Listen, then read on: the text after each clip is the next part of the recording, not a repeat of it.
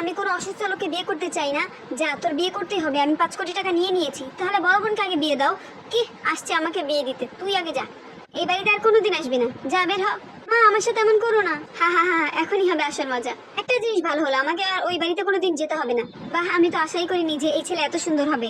মা আমি তোমার সাথে অনেক অন্যায় করেছি, কিন্তু আমার আশা আছে আমার ছেলে একদিন ঠিক হবে। তুমি আমার ছেলেকে বিয়ে করে নাও প্লিজ।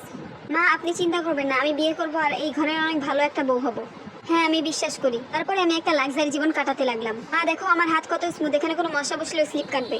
হ্যালো ম্যাম, আপনি আমাকে ডেকেছিলেন? হ্যাঁ, আমার বৌমার জন্য একটা এটিএম কার্ড আনো, সেখানে 1 কোটি টাকা ভরে দাও। ঠিক আছে। সত্যি বলতে আপনি তো আমার মায়ের থেকেও বেশি কিছু। তারপর আমরা অনেকগুলো শপিং করেছি। চলো শোনা বাসায় যাই। ওকে। দেখো কত ভাবো, ওই বুড়ি মহিলার সাথে কত আনন্দে থাকছে। আমাদের ওই বাড়িতে পাঠানো উচিত হয়নি। আমাদের বিয়ের 1 মাস হয়ে গেছে, কিন্তু এখন আমি জানলাম না যে তুমি কেমন মানুষ। তেমনই হও, সব বিপদে আমি তোমার সাথে থাকবো, আর কখনো ছেড়ে যাবো না। তাড়াতাড়ি উঠে যাও। শোনা মেয়ে, আমাদের পরিবার তোমার উপর খুব খুশি। এই পরিবারের বউয়ের জন্য দাদিমা একটি বালা রেখেছেন, এখন এটা তোমার। আমি এখন এটা পড়তে চাই না, যখন যোগ্য হবো তখন পরবো।